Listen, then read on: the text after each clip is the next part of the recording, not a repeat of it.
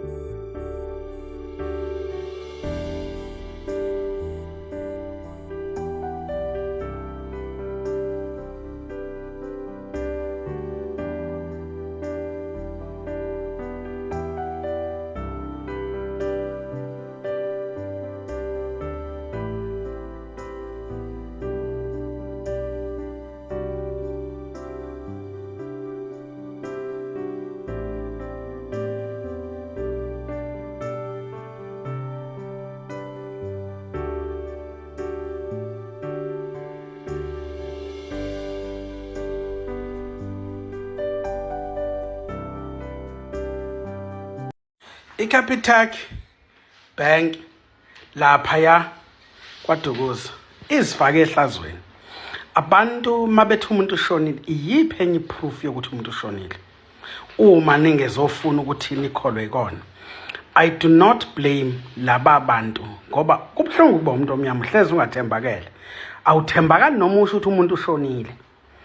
Ibhlungu into eyenzekile ukuthi kuhlukunyezwe umndeni ube vele usuhlukumezekile ushonelwe. Capitec Bank into eniyenzile nikhombisela ukuthi kusho ukuthi isidima nesithunzi somuntu omnyama anina respect for zona. It's a shame.